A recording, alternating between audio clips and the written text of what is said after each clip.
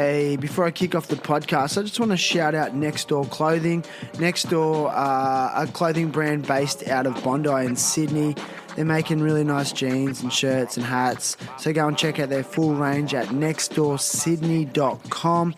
They're also artists, so you can go and check out a range of art. They put on rad parties, and I love what they're doing. So nextdoorsydney.com for the full range. All right, so this is for Clementine and Otis. So if you're loving the podcast, subscribe on Apple, Spotify, or whatever platform you like to listen on, and leave a review. It helps me to keep producing weekly episodes. And also subscribe to the THT YouTube channel, where we have some carefully selected filmed and edited episodes by legendary skateboarding photographer, Mr. Ryan Grant. Shout out to our sponsors, Indosole. If you're in the Southern Hemisphere, it's coming into summer and it's time to get your pair of Indosoles. Indosoles make the best sandals, slides and flip-flops, and they use discarded motor vehicle tyres to do so. So they're keeping those things out of landfill.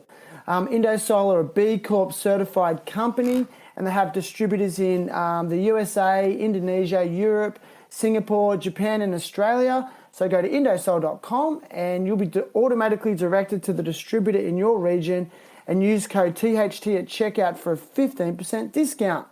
Next up is Kingpin Skateshop. So Kingpin stock carefully selected shoes, clothing brands, skate decks, hardware and more. So go to kingpinstore.com, that's KINGPINSTORE.com, and use code THT at checkout and get a 15% discount. If you're in the local area, you can click and collect directly from the warehouse. Otherwise, Kingpin do free shipping for orders over $25. So get on it and support skateboarding. Lastly, Crush Organics. Crush Organics make the best full spectrum CBD oils and topicals. It's improved my health and well-being, especially like recovery post-workout. I notice it the most. So head over to crushorganics.com. That's KRUSHORGANICS.com and use code THT at checkout for that epic 40% discount. Fast shipping worldwide. Terrible happy talks. Terrible happy talks. Yeah, good to be here, man. Whoa. Dude, I'm Submissive dominant lifestyle. 3, 2, 1. Alright, let's do this. Today's guest is Louisa Hawton. Louisa is a mother, skateboarder, 2-time boxing world champion, and Australia's only current WBC world champion. Louisa lives with passion, an open heart, and an innate desire to inspire others to be the best version of themselves. In 2019, Louisa was awarded the Supreme Boxing Female Fighter of the Year award, and today she is with me live from her home in Perth, Australia, to share her journey, experiences, challenges, and hopes for the future. Louisa BangBang Lulu Hawton, welcome. What up, what up, what up? How you doing? How are you? I'm good. It's such a pleasure to have you on the show. Yeah, thanks for having me, man. How's your day? Give me a day in the life of BangBang Lulu right now. Day in the life of BangBang Lily right now. I'm in quarantine at the minute, man. I just got back from Brisbane. I'm here in Perth, so I am doing my quarantine in my partner's warehouse, where my gym is set up. So that way I can keep training and keep doing my work. So I wake up in the morning and I do my cardio, jump on this treadmill and then skip for about an hour, do my sit-ups and push-ups. So I'm feeling pretty fresh right now because I've done all of that. Every day? Yeah, every day, man. That's it. Skip every day? Skip every day. Well, normally I'd be running, but because I can't go out. So I'm running like 30 minutes on the treadmill and then skipping for like 30 minutes. So at least I get an hour of cardio.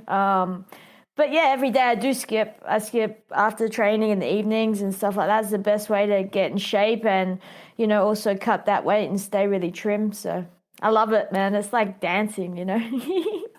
Well, funnily enough, I watched that YouTube clip of you skipping. Yeah. It's just 2 minutes of you warming up in a gym somewhere. I don't know where it was. It's probably in New York or something over it's there. from a couple of years ago. I mean, they had media there. Yeah.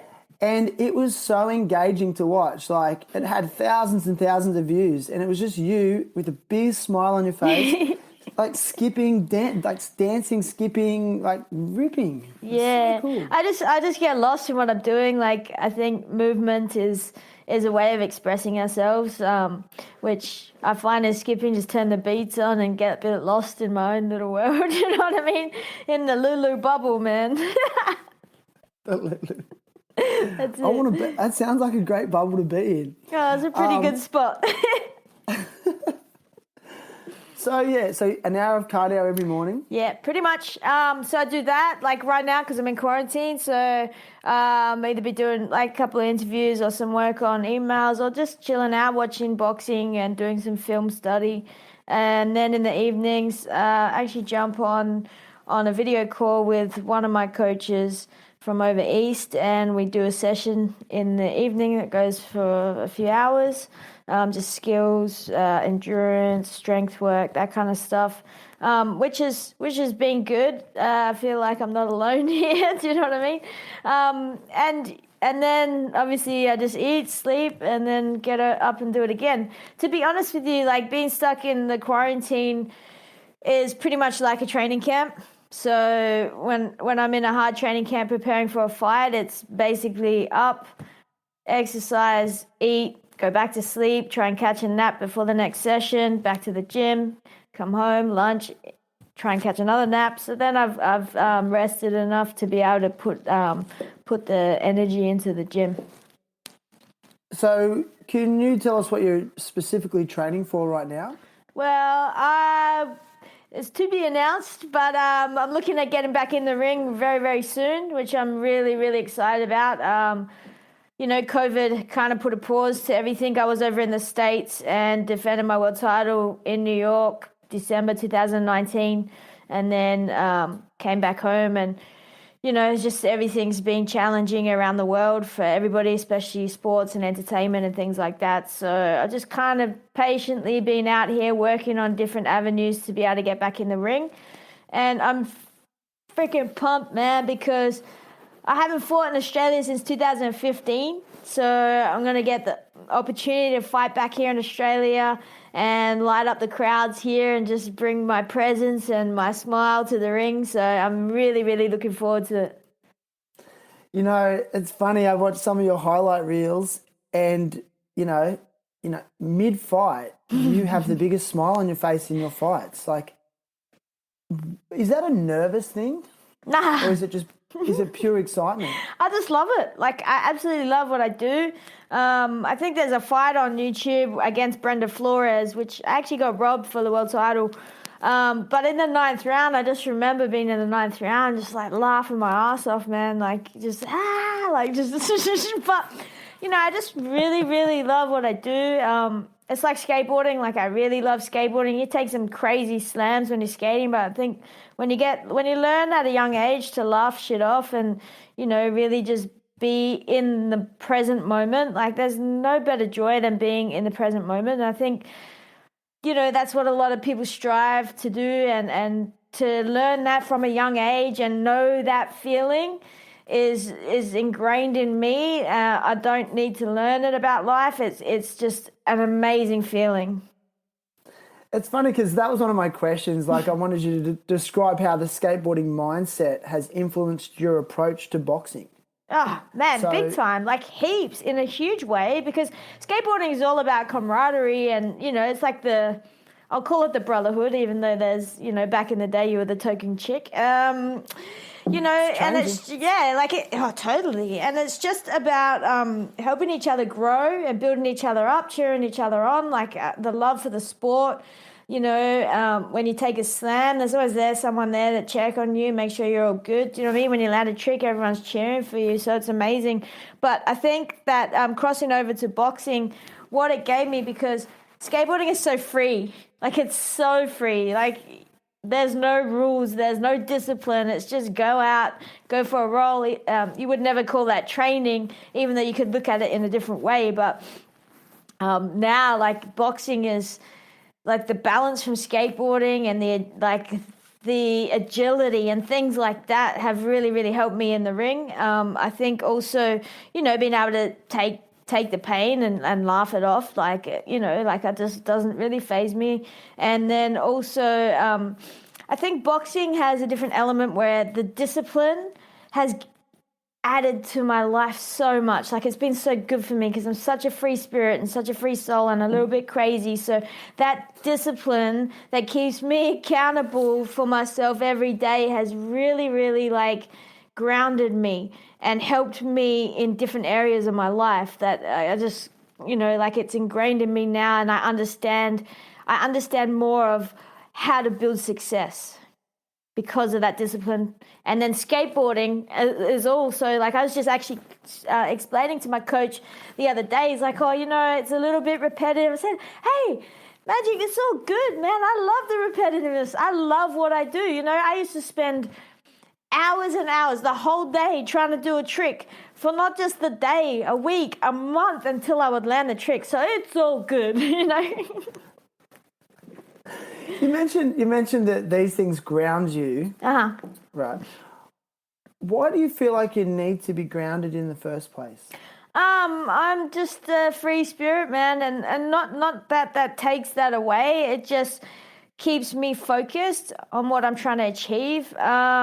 It also keeps me a little bit more whole, as, like, I get really excited about stuff and I can kind of, like, float off into this dreaming world, and that kind of keeps me really grounded. I know what I need to do.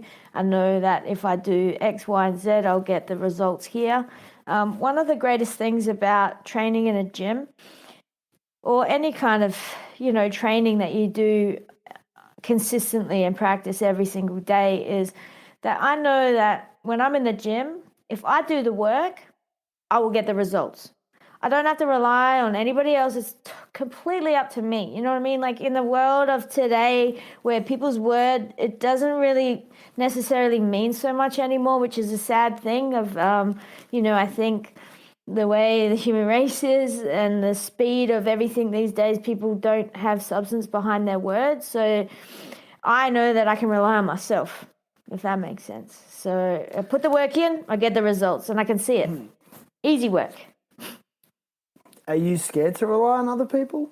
Not so scared to rely on people. I'm a pretty open person, but, just when people talk to you, especially in, this industry, there's a lot of yeah kind of talk, and we'll do this, we'll do that, we'll do this, and you go to, check it out, and then they're just full of talk and no action. And, I'm not scared to rely on people at all, but I like people that have substance behind their word.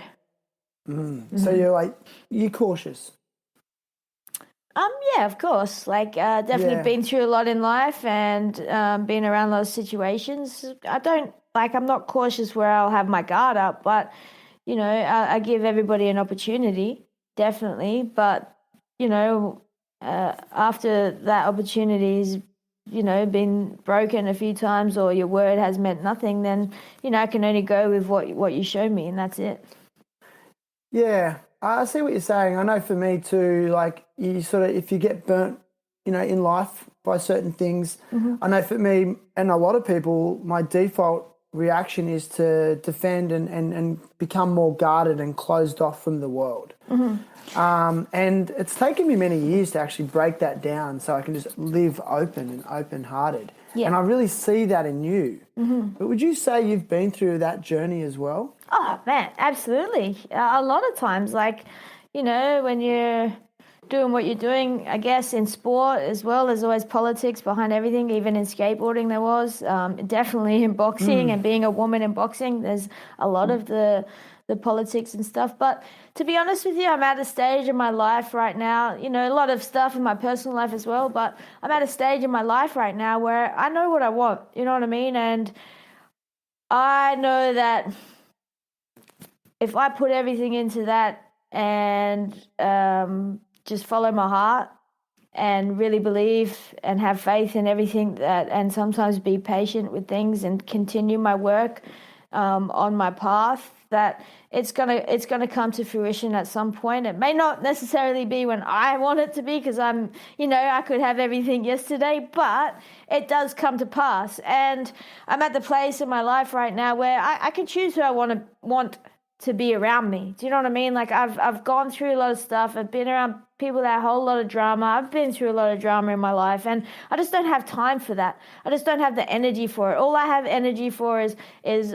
focusing on what I want to achieve and what I desire in life. And if you're with it, you're with it. If you're not, that's cool. Catch you later, because it's just, there's just so much life to live than waste your time and energy on shit that's going to hold you back or people that are going to keep you down. So I'm an open person, and if you're vibrating at the same frequencies as me, come along, man, come along for the ride, because we'll have a good time. Would you say you're drawn to people's energies? Absolutely, man. I feel energy good and bad. Yeah, I feel. Yeah, 100%. Pretty I'm finding that listening to my intuition a little bit more now. You learn these things as you get older and gain more knowledge and go through many experiences and many highs and many lows to know what you want in life. And I think that's sometimes people are seeking something and searching for something, but what you're seeking isn't necessarily outside of you. It comes from within you, and it's all inside of you. Everything you need to find is right inside of you, and it's just about having the courage to look inside. And we get faced with many things and fears and insecurities that we go through in our lifetime, and we have to face them. They're our own little things that we have to overcome and unlock, and boxing has really taken me to those places, because we have a team that we work with, but it's a lonely sport, man. There's many, many times I'm alone. I've really had to learn how to be my own best friend. Training camp, you're the one doing the work, you're the one tired, and everyone else is just living the normal life around you, but you're kind of unconventional, because you have to eat, sleep, train, repeat, and you have to cut weight and watch what you eat. You can't eat what everybody else eats. You can't drink what everybody else drinks. So, it's a different kind of alone feeling, but not lonely, because you have yourself. Yeah. What about when you step in the ring for a professional fight? Is that a lonely space? Nah, that's a fun space, man. It's like a party. It's not lonely, because you've worked your ass off to get there. You got your team there that wants the same result as you, and you're in there with your dancing partner. So it's just. But once that bell rings, they're there. They're on this. They're on. They're on their. Yeah, they're in your fun. corner. I can tell you're having fun. But really, it's all of a sudden it's just you.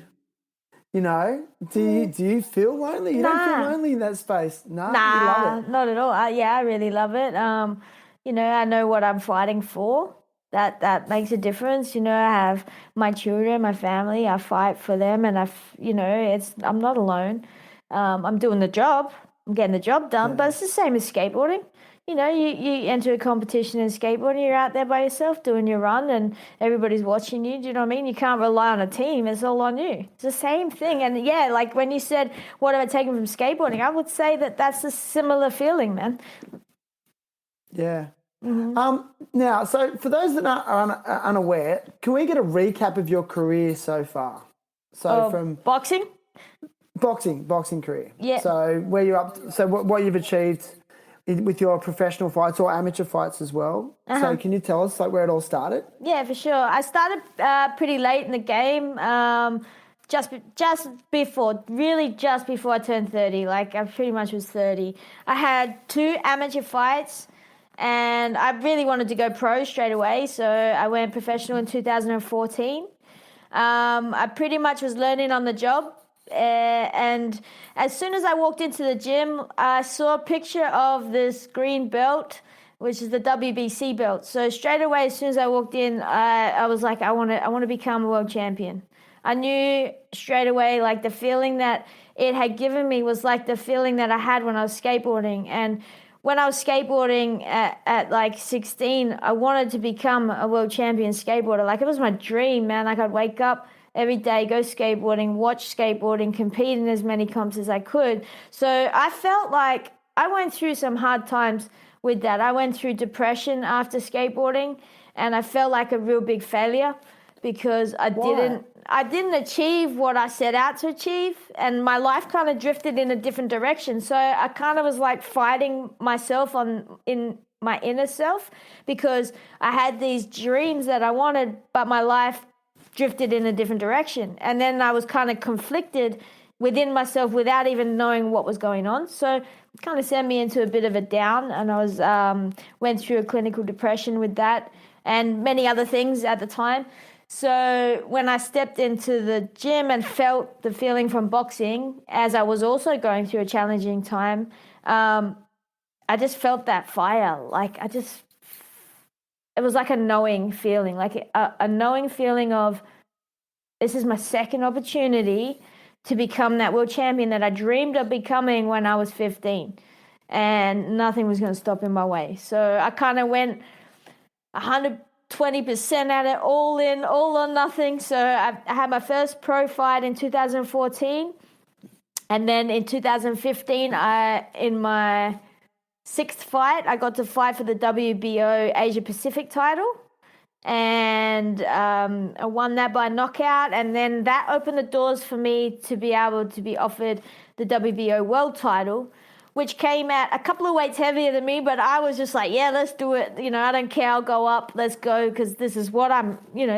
dreaming for, this is what I'm aiming for. So in my 7th pro fight, I went over to Japan, and I competed against the Japanese undefeated champion at the time. She was 11-0. I was 6-0. I'd had 2 amateur fights. She'd had a pretty good background in boxing, and she was like their superstar coming up. And I knew what I was there for. I knew I was there to win. On paper, I probably look like an easy opponent. But yeah, I had something for them. So yeah. Do you mind if I clarify? Is this post children? Yes. Yep. So I have my 2 children. At the time when I first started, my daughter was 2 and my son was 5. So they've grown up with me boxing, and being in the gym, and, you know, knowing mum cutting weight and all that kind of stuff. And yeah, so when I went to Japan, I went over there, and when you travel as a boxer out of your own backyard into somebody else's backyard, it's very challenging to get the wins, and you're the underdog. So, you know, you have to make a statement, pretty much. So you really feel that bias in the judging? Oh, huge, man. Like, huge. You really feel it? Yep. Like, you step outside, you got to be willing to step up and put it all on the line, because you have to prove that you're good enough to be outside of your own country. And, you know, but Japan, I would say that they're amazing people. Like, I had such a beautiful experience there, and I really felt, you know, the people there were really beautiful people. And probably you don't feel it as much there in Japan because they're quite fair. They're very truthful. What I found, my experience there was they're very truthful people, and they treated me with a lot of respect. Me and my team, and even after winning the fight, you know, even during the fight, some of the crowd started you know, chanting Aussie, Aussie, Aussie and stuff like that. So they're just big fans of boxing. Like, if you put on a good show, they'll love you regardless of where you're from. So that was awesome. After that, I came back home, and I didn't get to fight again for quite some while. And then I had made a connection with someone. I wanted to go over to the States because, you know, just like skateboarding, everything is the mecca over there of sport and entertainment. So that's where you aim to go and make it. And so that was my aim, to get over there and fight over there. So I had made a connection with Elvis Grant, who makes all the Grant gloves that, you know, like Floyd Mayweather, Triple G and all of those guys wear. He's huge. And he started managing me and training me over in the States and gave me an opportunity to be over there, which opened up the doors for me to fight on some really big platforms. I fought on the Superfly cards, which was HBO cards with Tom Loeffler as the promoter, who was Triple G's promoter, and I got to be around Triple G a lot, who's one of my favorite fighters.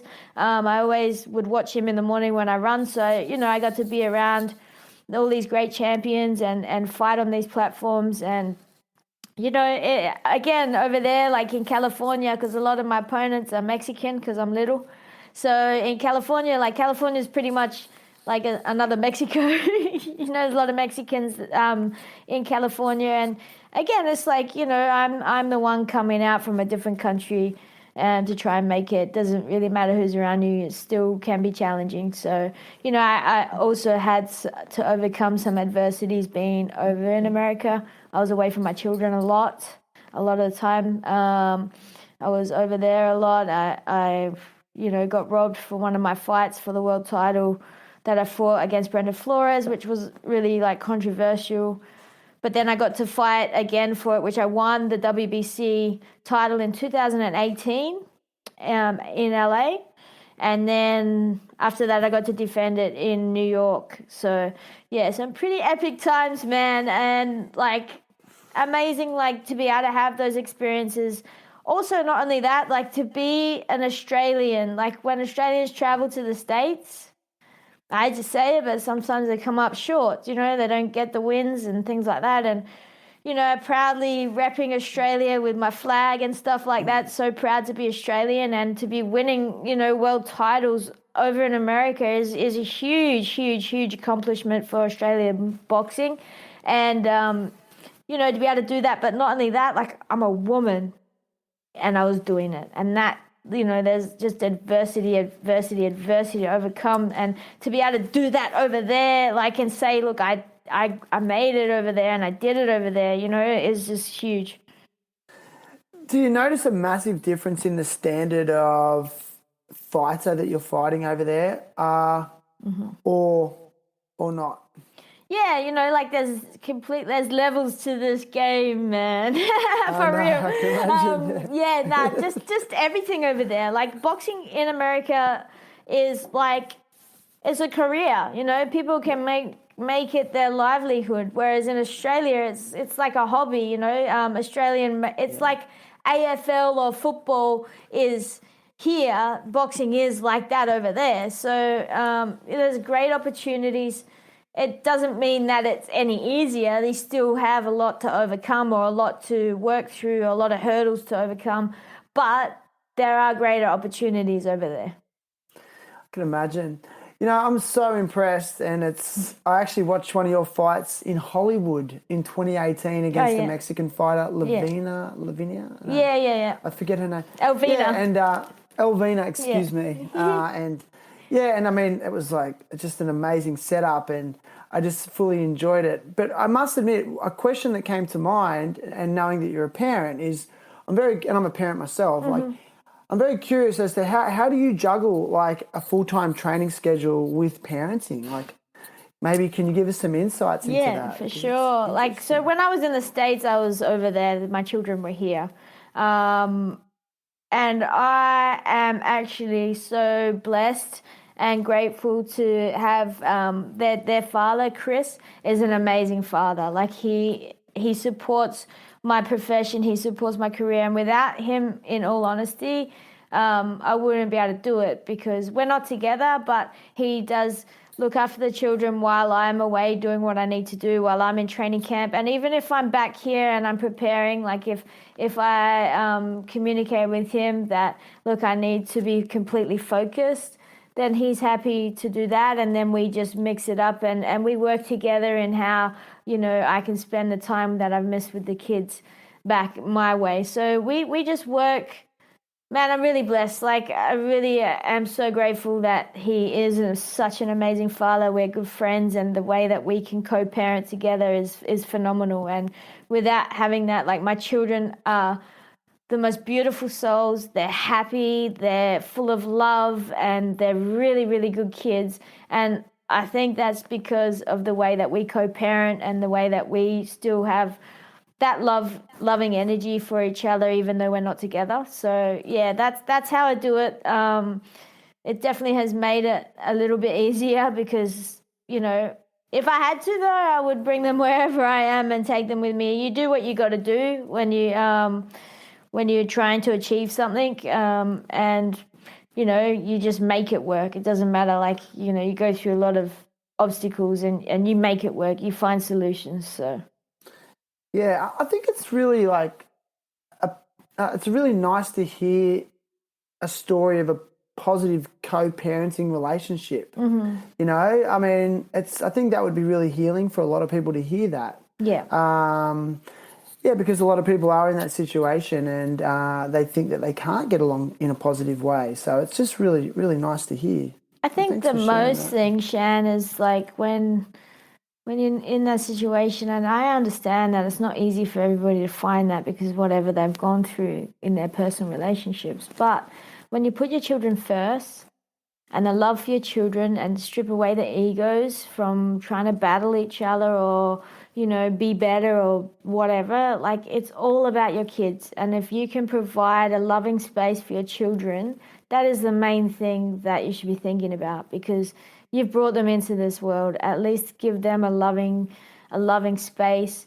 And sometimes that does mean that you have to keep distance from each other to protect the children. And if that's the case, that's the case. You're giving them the best environment that you can. But if you can get along and can co-parent in a really loving way, then that is going to be greater for the children, because the children need a father and a mother. That's such a good message, honestly, Lulu. I love that. Thank you for saying that stuff. Really. Yeah, it's real. Now, I want to know where you grew up. So where were you born and raised? Cool. I was born in Fremantle, so I got a lot of Freo love. But I was raised in Mandurah, so it's about an hour south of Perth. Yeah, probably not the easiest growing up. You know, my family life was really good. My mum and dad are really loving. They separated when I was 13. But, you know, my schooling life was challenging. You know, you had to be hard, and the school I went to probably was, I'd say it was pretty ghetto, just in that area, man. And, you know, I would call it the school of hard knocks, to be honest. But it's made me who I am as well. Like, it's given me the strength to be able to, you know, grit through shit in life. And that stems from all the bullshit that happened at school. And, you know, I had a great time as well. Don't get me wrong. It was pretty fun running amok at school. What do you mean bullshit at school? Like, was there bullying? Oh, heaps of bullying, man. Was there violence? Yeah, like heaps of bullying and violence, and, you know, just everyone hanging shit on everyone. And, you know, you had to be tough, you had to be strong, and you had to just eat it and just, you know, smile at it and just kind of like brush it off. And, you know, like the times when I got in a few fights and, you know, got punched in the face and stuff like that. So, you know, you just kind of got to be strong and learn to have that streetwise about you. Did you enjoy learning? Like, did you enjoy school itself, though? Nah, I hated it, man. I hated school. I'm not big for school. Like, I'd say high school. Well, like, why? Do you mind if I ask why? You just didn't engage with it? Didn't like appeal to you? I think just like, I feel like school was like you be with the group or you get hung on shit by the group, or, you know what I mean? So you got to choose where you kind of are. I didn't really engage much in learning. Like, even to this day, unless I'm like super, super into what I'm learning, like I can't sit at a table and just learn like that. I don't think that style of learning was for me. I was really sporty as a kid, always very active. Like, I grew up riding my push bike everywhere, climbing stuff, catching stuff. Like, I'm that kind of kid. And being stuck in the classroom for hours on end was just frustrated me. And all I wanted to do was just be out playing sport Or, you know, I started skateboarding when I was 15. So then all I wanted to do was skateboard. I would skateboard to school and then, you know, Amazing. try and like have my board with me. And I'd even actually one of my favorite teachers, her name was Miss Capel. So, you know, in a way for her to be able to get me to focus and do my work, we kind of traded off. And she'd be like, well, if you do this, then I'll let you go and get your skateboard and have a little skate. So I'd like smash through my work. It wasn't that I'm not intelligent. It's just that I wasn't engaged. Like I wasn't interested in what I was learning. So the fact that she was like, you know, if you do this and finish this and do well, then I'll give you some time on your skateboard. I was like, okay, boom, done. And out I was out the door skateboarding. Like I loved that kind of reward because I got to do what I felt was a way of expressing myself as well, not just this institutional way of learning. Like I even to this day, I just, you know, there's children don't learn the same way. We're all not the same people, and there's just so many different ways of learning now. And I think that growing up like that was a benefit to me. Like I've learned so much, and my streetwise has served me so well traveling around the world. And, you know, you learn so much just from traveling around the world, let alone, you know, yeah, each to their own, man. Like, really? It's interesting that you actually remembered the name of one of your teachers. Like, you know, and I think for all those teachers out there who feel like they're not making a difference, like, you know, you are, you know. And I think 100%. there's still there are, you know, having an influence on young people, having an impact. Yeah, For they sure. can in some way. But I just find it funny that the impact that teacher had on you wasn't necessarily about what you were learning. It was like How they she was treated showing me. you yeah, exactly, like a life lesson. Like this is a nice way to treat someone and try to relate to them on a level. That's exactly what it was.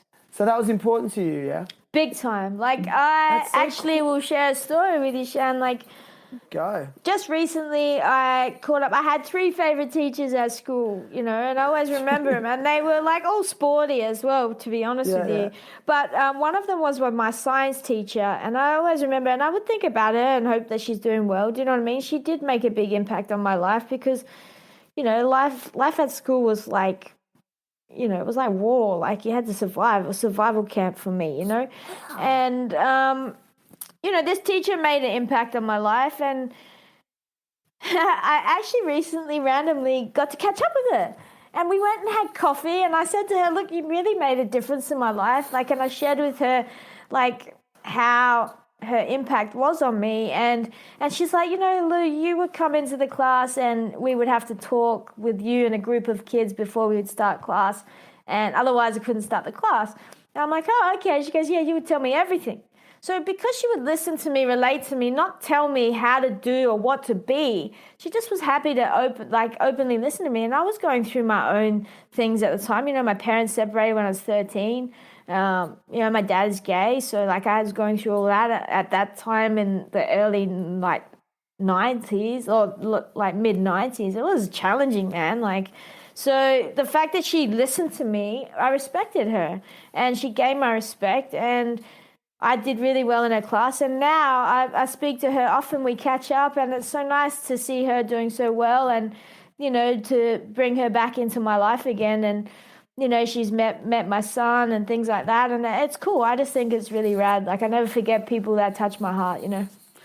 Wow. Yeah. So, thanks for being so like open about that stuff, you know, and talking about like your family separation. I mean, you know, I'm the same situation. My parents separated when I was 12. And I think it's a very crucial time in your life. You're just transitioning to be a teenager. It's confusing. Mm-hmm. Like, what sort of message would you give to a young person right now who may be going through that? Yeah, I would definitely say that your mum and dad love you regardless. Like, just because they can't be together doesn't mean they don't love you, and they haven't separated because of you. Like, I think that's important for children to know. It's their own things between each other. It's not about you, and they love you so much. Yeah. That's really sweet. Thanks. That's great. That's so nice. So, so school, you know, was pretty rough for you. Then I always like to ask people about that first year out of school. So when you graduated, what was that first transitional year? Because it's a really hard year for a lot of people at first year. What was it like for you? What were you doing? Yo, Just I didn't skating? graduate, man. I started skateboarding, and like I said, I want to become a champion. So I took it very No way. seriously. I was Awesome. all in. So I started skateboarding like just before I turned 16. So, year 10, just end of year 10 kind of thing. And then I wasn't interested in school, and I was just at the skate park every day, skateboarding. And yeah, like I left school and decided to do that, and I skateboarded in my first World Cup when I was 16, which was like fucking amazing, man. Like I was skateboarding in competitions, local competitions, as much as I could. I remember my second local skateboarding competition. I had just busted my leg on a friend's bike. I was doing a jump and his crank snapped and stabbed me in the leg. I had a big hole in my leg. I had 10 stitches in my calf muscle, and I was freaking out because I was like, oh, there's a skate comp on this weekend, I was like, oh, I've got to go in it. So I just like strapped up my leg like really tight so you couldn't really feel it, and I skateboarded that day, and I won the competition, and then I unraveled the bandages, and the thing was just like throbbing. It was like boom, boom, boom. But yeah, I think I'm born an athlete, man. Like, in all honesty, I believe that I was born an athlete. Like, it's my gift. In saying that, it doesn't mean I don't have to work hard. I got to work hard at what I'm doing, but I just feel like naturally I was born an athlete. So that's what calls me and, really lights me up and makes my heart feel whole. So I did that out of school, and I didn't have a problem transitioning at all. Like, and I went through challenging times. I was kicked out of home when I was, kicked out of my mum's 15 and my dad's 16. But I didn't care. Like, my skateboard was my home. Like, that's what I related my skateboard to. Like, I was going through so much stuff inwardly that I didn't even know about, but my skateboard was my home. I could go anywhere on my skateboard. I would go. It was like a piece of me. It would come everywhere with me. You know what I mean? Like I felt free, and I felt happy, and I felt like I could just be myself on my skateboard, and I was, striving to become great at it. And I would dream of going to America and competing over there. And when I got to go in my first World Cup, like I'm surrounded by Tony Hawk, Rodney Mullen. I was sitting chatting to Rodney Mullen when I was 16, and Paul Rodriguez was there. Ryan Sheckler was like 10.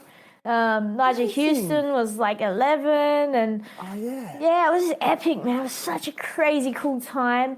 Was that in Australia or the States? Yeah, that was in Australia at the Rod Laver Arena when we were at the Globe World Melbourne, Cups. I remember Yeah, that. man, that was I didn't so go to it, good. but I remember it was on. Amazing. I just remember being like young, but I was so happy to be surrounded by all these guys we watch on, videos, VHS every day.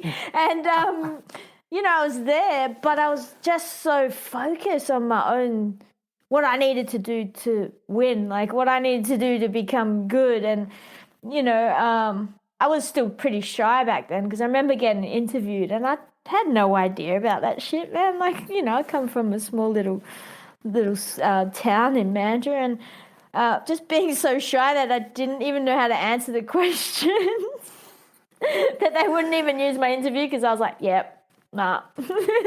That's hilarious. But yeah, it was like, man, I think back to that time now, and I'm just like, how grateful I am to have experienced things that people dream to do, But, I mean, it sounds to me that that's just all a product of listening to your heart, right? And using that as your guide. Oh, absolutely. Yeah, I mean, as cliche as it sounds, and I think you sort of touched on it at the start, like putting it into action. Mm-hmm. So I'm going to ask you a bit of a tricky question. When you have a vision or a feeling for something you want to do, whether it's be a pro skateboarder, a pro boxer, like what steps do you take to actually to take that first piece of action to make the journey start is the question I'm asking. I think that I fell in love with the feeling of it first and then instantly got the vision of it.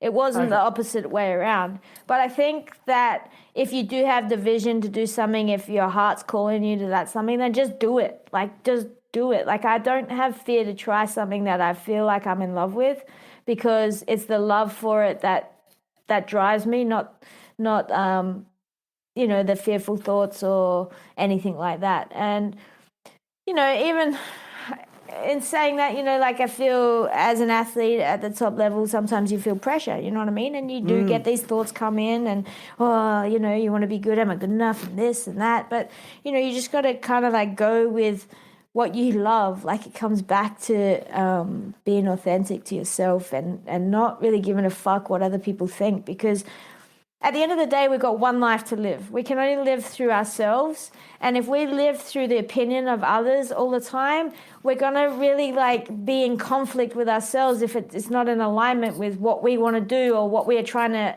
achieve to do or strive to do in life. So we really, really have to just switch off from, people that might love us and might really care about us and their opinions. And if they're not in alignment with what you're trying to do, you just got to stay true to yourself, like 100% true to yourself. Amazing. Because I know I struggle with it personally. Like, I'll get some great ideas and there's things I want to do, but it's just like I can think and think and think, and it actually just leads to more thinking. Yeah, I know what you mean. But and I heard a saying once, like, only action brings about change. Yes. Like thinking just brings about more thinking. Sometimes you do have to throw yourself in the deep end. Would you agree with that? Oh, 100%. Like I can totally relate to you. Like I have all these, like I get all these crazy, like especially when I go running, like these crazy ideas, and I'm like, yeah, that's awesome. Like I said, I just get really super excited about stuff, and I really want to bring things into fruition. I think sometimes things take a little time. Like that's what we have to allow ourselves a little time. You can't do everything overnight. Like success isn't born overnight. It takes time, and action is very important. But some things also take time to manifest, or like you might be thinking about something and then maybe a year or two later, oh wow, I'm doing it. Do you know what I mean? So like I've been really wanting to, I do speaking engagements, but oh nice. Yeah, and I really love it. I really enjoy it. But I've thought about that for a long time. Do you know what I mean? But now it's, it is here and it is a part of me. And, I don't rush into it because I'm still where I'm at, but I can see myself doing it more and more as boxing comes to, I can't box forever. I can't be a professional boxer forever. There's a time on being an athlete. And I do see myself engaging with the community and sharing what I've learned and my knowledge to be able to inspire and help others, become the best versions of themselves too. Because sometimes it only takes like that teacher, someone to listen to you that then just changes the way that you think about yourself, or, someone to say something that you thought that was impossible for you, but then you look at them and go, well, they did it, like it was possible for them. I obviously can do it, because really there's no limits to what we can achieve as human beings. We're breaking through barriers all the time. It just is a matter of your own self and your own idea and perceptions of things. We're breaking through barriers all the time. I love that. It's so true. We are mentally. Yeah, humans are doing that all the time. Like look at the way we're living now. Like we're moving into a world where money's looking at getting deregulated. You know what I mean? Like with all the cryptocurrencies and blockchains and things like that. And, you can learn about it if you want to learn about it. But you think about the mobile phone, like, back in the day it was this big brick Nokia thing. And now we've got like everything we can do. Would you ever imagine that? Like our world is so fast and so evolving so quickly that it's just limitless, and the possibilities of what we can do. It's just a matter of your own gifts and how you bring them into the world and add value to the world, You used the word perception before, and my idea of that word has changed a lot recently. And I do believe that you can generate your own happiness, or you can generate your own suffering through the way you choose to perceive things. Absolutely. That's something that I've been learning a lot about lately, And is that how you kind of operate as well? Like there's no good or there's no bad. There's just, it is what it is, and I have to adapt to that. Yeah, I think, like going through a lot of stuff and personal experiences. Like I said, I went through depression, which was which is a real sickness at a time. There's many factors as to why you could go through depression, which could be, a whole heap of stress, you're burnt out, which and insomnia, things like that. They change the way that you think. And then your thinking patterns kind of get trapped there until you deal with the really underlying things that are going on inside you that you might not even know. You got to really dig deep for them sometimes. And I think over the time, like I went to therapy and got help, which was amazing for me. Like, it changed my life. Like, it was just phenomenal. I was just ready to unlock everything. In what way? Just learning tools. And like learning how to ask myself things and learning the difference between, like, learning about myself, like learning, like, a bad day is not necessarily who I am. Do you know what I mean? Like, we cannot control everything outside of us all the time, and sometimes there'll be shit things, but we can control the way that we perceive it, like you're saying, like perception in our minds. And it really is, I think about, for example, right now, I'm in quarantine. I can't leave the building. It sucks. Like, I'm a free person. I like to be outdoors and whatever. But in saying that, I'm so blessed because there's people in the world that are suffering way, way more than me. I'm in this amazing warehouse with my gym where I can train every day and do what I love to do. Even though I'm by myself, it's fine. Do you know what I mean? Like, I've got a roof over my head, I've got bed, I've got nourishing food for my body. Like, I'm blessed, man. Seriously, if we cut things down to the most simplest things in life, if everything is covered in the most simple form, then we got to choose to be happy. Boom. Yeah, it's a choice, like it's a choice. And I think that when you're in that state of mind, like I said to you before, like, I don't have time for bullshit anymore. Like, I just at a point in my life where I can choose what I want for me. You know what I mean? And yes, there's things that happen outside of us that we can't always control, but I can choose the way I react to it or don't react to it. I can choose the way that I see that. Yes, I love that. I'm not a big meme guy, but I heard an inspirational quote. I heard an inspirational quote the other day that just really stuck with me. And it said, greatness can be defined by how we react to the things we can't control. Mm-hmm. And I was like, that's really cool, because there is a lot we can't control. Yeah. And we can get consumed by that and ruminate over that. Yes. Like, how can I? But then you just go, hang on, well, I can't control it, but I can't. What can I control? I can control me and what I'm doing and how I'm choosing to live. Absolutely. And when you do that, it's such a freeing thing just to let all that shit, the shit you can't control, just let it go. Let it go, man. It's just like this huge. It's like this huge weight comes off you, and then all of a sudden you just feel rad, like you feel mellow, Yes. and you're happy and you're free. And I feel like you epitomise that. And I don't know you that well, but from what I've seen of you, you just sort of like radiate that energy. Like, I see a really free, happy human, you know, living their passion. Yeah, for sure. And I think that's another thing. Like, I wake up every day and I do what I do. I mean, don't think that it's been an easy journey. Like, it seriously hasn't been easy. And there's been some really, really challenging times that have brought me to my knees and I've been in tears, you know what I mean? And they've been frustrating or whatever, but it's part of the process. And you have to learn also, I think, to love everything. You love every experience. Like, I look back at everything and I go, I'm thankful for those challenging experiences because they've made me stronger, man. They've made me who I am, and they've made me more knowledgeable, more understanding of myself, more understanding of what I want in my life and what I don't want in my life. Like, it's you have to understand not only what you want in life, but what you don't want in your life, because then when that comes up, you can say no. And a lot of people don't say no to things, but you know what? It's okay to say no, because if that doesn't suit you, no, I don't need that. I don't want that. Thank you. No, thank you.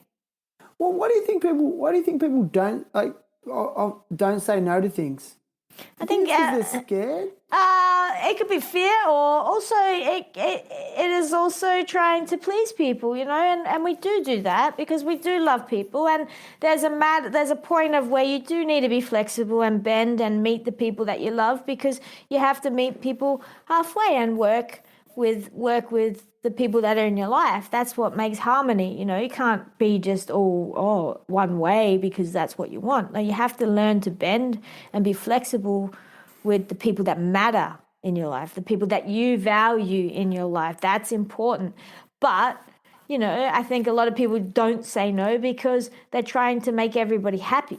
But then in saying yes to everything, you're the one that gets depleted, because now you've overcommitted yourself, and then you don't really want to do it, and then you're like, and then you feel this internal conflict, because now you're like, I said yes, but now I don't want to do it, or something like that. It's like sometimes it's okay to say no. It's okay to say no. Yeah. I love that. So how much fight do you have left in you? Where do you see your career going? How many more fights do you think you have left? I'm not sure if it's a matter of how many fights, but a matter of achieving my goals. Well, yeah. I mean, I guess the good question is, because I mean, it's a very interesting sport. Yes. It's a hard sport. The training's hard. The strain that puts on your body alone. Yeah, totally. So, I mean, how long do you think you can keep your boxing career going? Like, look, I would really my goal is to become the unified atomweight world champion. So I want to get all the major titles in my weight division, which is, amazing. the WBC, the WBO, the IBF, the WBA, and the ring belt. And, that's my goal. I believe that, I've got a really good solid team behind me at the moment that I'm going to be getting some opportunities to get back in the ring. And my goal is, I don't want to mess around. I would like to have this fight here, then the next fight, and I want to do it. Boom, boom, boom, boom, boom. I could do it in 4 fights. Do you know what I mean? And I'd be the undisputed unified world champion, and come from Australia, it's pretty unheard of. So that's my goal, to make some history there. It's my own vision, and my team see my vision, and they believe in it too. And then go up the weight and challenge for a world title at the next weight up. And then weight up. Yeah, the next weight up, which isn't very much weight up. Can I ask, for those that aren't aware, atom weight, what is that in 46 kilos. 46 kilos, gotcha. And then, then there's a big fight that I'd love to have with Louisa Hawton at some point. So, they're my goals. I think, if I could have all of those opportunities one after each other, I could do it in six fights. Amazing. If the opportunities present to be able to have those fights like that, I would love to be able to do it like that. So I feel like the longevity of an athlete is much greater than it was back in the day. In my opinion, I see it in surfing and skateboarding. Surfing, like Kelly Slater's a really good example. That guy's 48, still surfing like a 20-year-old. Killing it.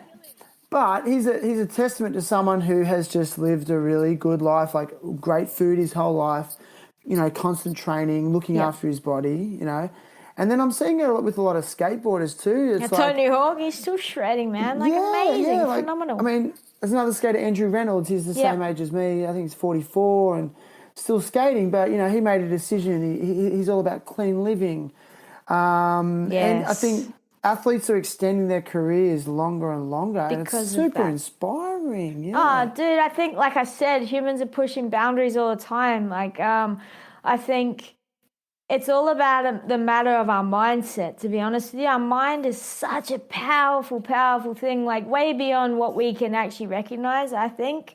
And our bodies will do what our minds tell it to do a lot of the time. And if we are living a clean life, that's what I found with skateboarding. Like I said, it was a bit free for me. I was, partying crazy and drinking, and I was able to skate pretty damn good while I was drinking, which is probably not the best thing. So boxing, it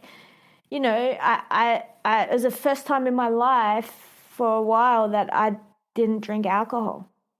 And I didn't realize the problems I had with alcohol until I stepped fully away from it and didn't want it at all, or need it, or even care for it or think about it, because boxing was so much more important to me. But Wow. I feel the difference when I'm eating really clean. Like, I love it. I absolutely love eating really, really clean and drinking a lot of water. And my body obviously is responding to that in the best way. And, you know, that's what gets you really lean and ripped, because, you know, you can do all the work in the gym and eat like shit and your body won't really change much. But they say the six-pack is made in the kitchen, but I would actually have to agree, because I believe that, yeah.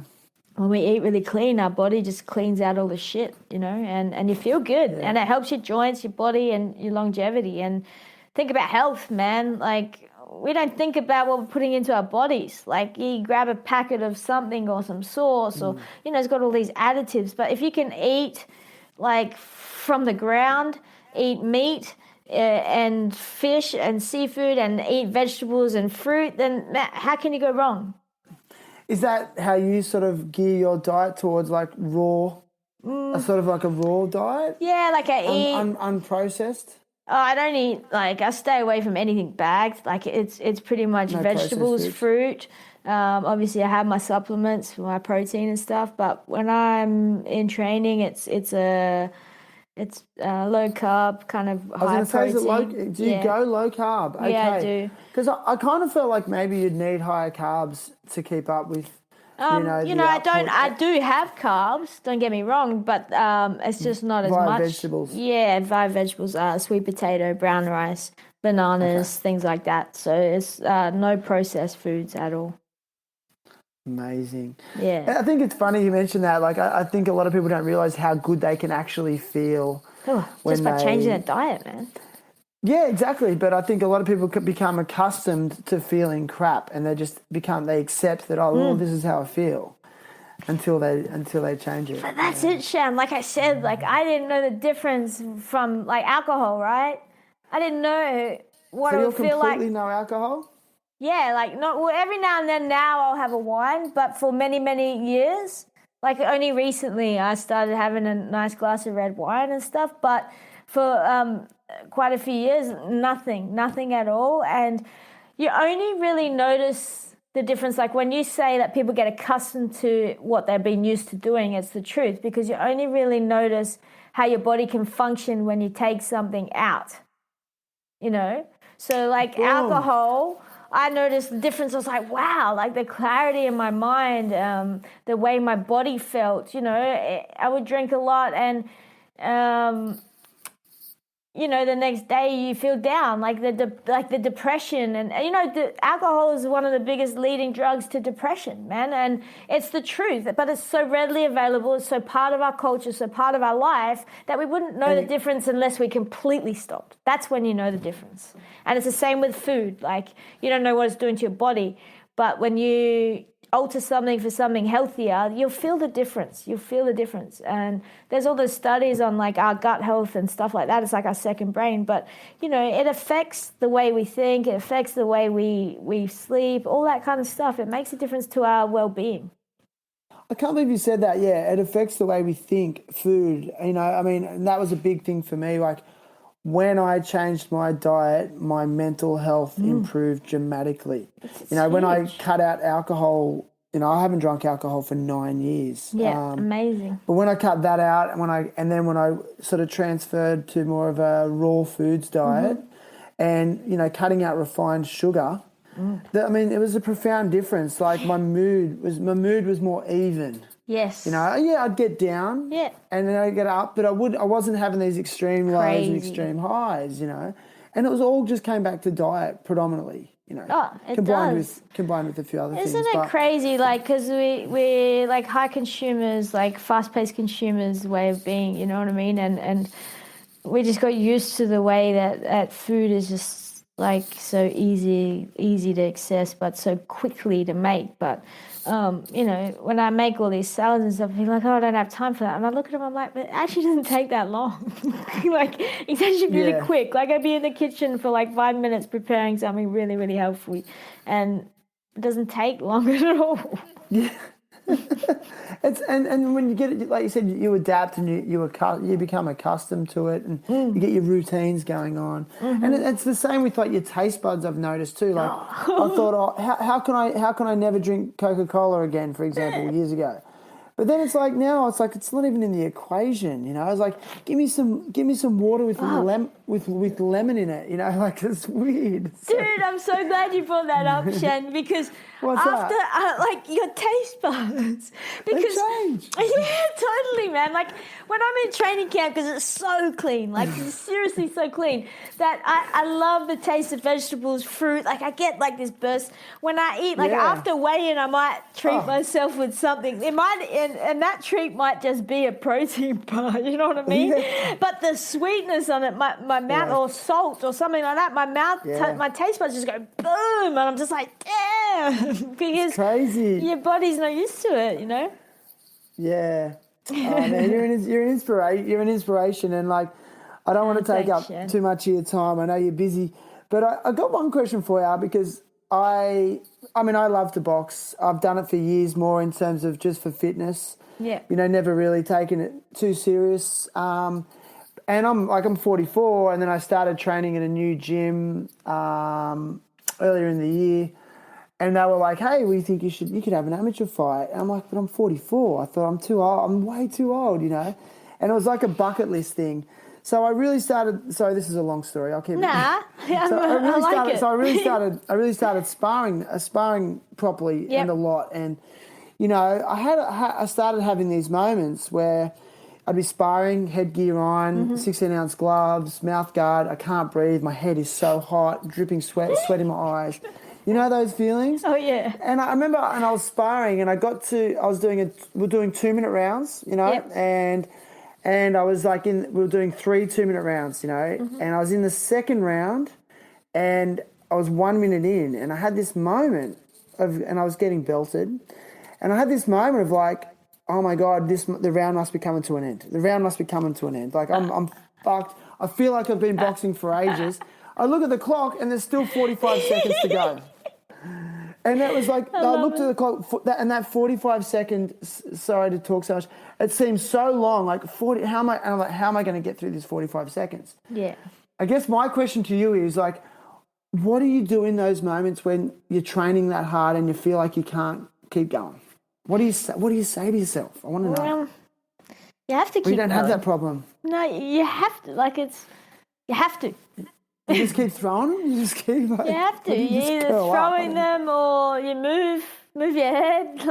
But you got to keep going. You got to finish, man. You got to finish. Just keep moving. I think that if someone tags me, though, I just want to give it back to them. So, do you know what I mean? Like, but I totally get what you're saying. Like, sometimes you run out of energy. Like, when I first started, like, it's about learning how to use your energy. You can serve it better? More than anything. Because our nerves, or if we throw too much, you can gas yourself out. But if you learn how to be a little bit more composed, then you'll learn how to use your energy better, and you won't feel like that as much. Okay. Yeah. So do you find like transitioning like to professional boxing, where the rounds are traditionally longer? Longer, yeah. Did that suit your style better than, say, the amateur approach? Definitely. Was that one of the reasons? Yeah, I love 10-round fight, man. Like, you got time, it's 10 rounds. Okay. It's we do 10 2-minute rounds as women. We spar 3-minute rounds, but I like the longer rounds. It gives you more time to be able to set things up and okay. Yeah, but amateurs is like fast as you can, get in, get out, get in, get out, get in. Yeah, just like as fast as you can. Tag as much as possible. Yeah, okay. That's why the movement is a little bit different too. Like, you're up higher on your toes, you're in and out, you're darting in and out. So I think, I like the professional where you sit down on your punches a little bit more and throw with a little bit more leverage to knock someone out or something like that, you know. Well, listen. It's a fun sport, isn't it? It's the best. Like, for me personally, it's changed me. Yeah. But I must admit, I don't like getting hit in the head. So there's times, as funny as that sounds, but I must admit, there's been times I've finished sparring and I've been very vague for a few days after. Yeah, you can cut. So you got to make sure when you're sparring. So how do you manage that? I think, do you ever get that? The most important, sometimes, yeah, but the most important thing when you're sparring, Shan, is our fluids.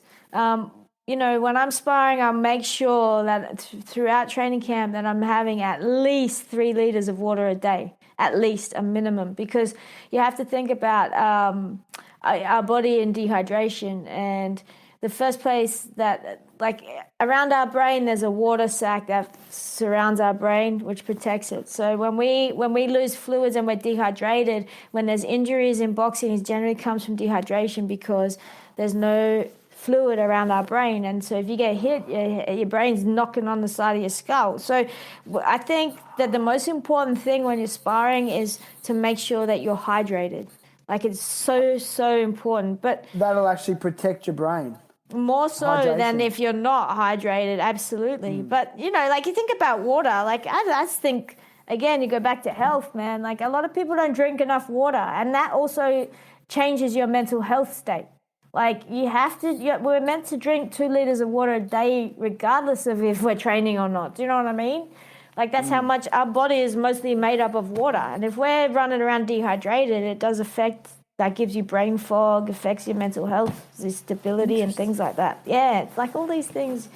I've never been told that. I've never heard that. And it makes so much sense. Like, when you hydrate, you can actually protect your head during head knocks. Oh, yeah, because you think about, like, a lot of injuries or, deaths that come from combat sports. Like, you're weighing in, everyone's cutting weight, they dehydrate to cut the weight, and then especially amateurs, like, if you're fighting at a lower weight and you're dehydrated, you fight the same day, you don't have enough time to hydrate properly and safely, so it's huge. You got to make sure you're hydrated.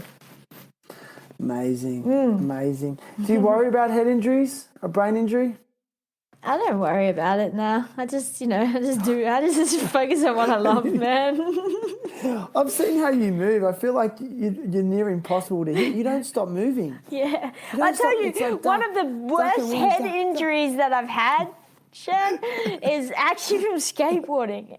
For sure. I never used to skate vert or nothing, but I was one day, I was like, I think I can drop in on this vert ramp. I think it was like 11 foot or 12 foot. I went to drop in. I didn't have a helmet on or anything, and I was like, dropped in, but I completely missed the transition and kind of like just slammed straight to flat and landed on my head. Whoa. Like, it was gnarly, man. And Brett Margaritas? Yeah, he was there. He's like, he had to take me to hospital. I had this like lump the size of my hand just here on my head. Like, it was crazy big. Like, just I was like, knocked out. Oh, I wasn't knocked out, but I was concussed. But I was hypo. Yeah. Like, it made me like super hypo. And when I got to the hospital, they're like asking, "Oh, has your friend had any drugs?" Because I'm like, "No, she hasn't." Like, she hasn't. But I still have that lump on my head now from that, and that's the worst head injury I've had. You're lucky then. Oh, man, seriously. Like, that shit was crazy. Then they put me through the MRI, and I was like... No way. Yeah, so... Well, yeah, you are full of energy, and you are, without doubt, one of the most inspirational humans I've ever met. Yeah, thank you, Sean.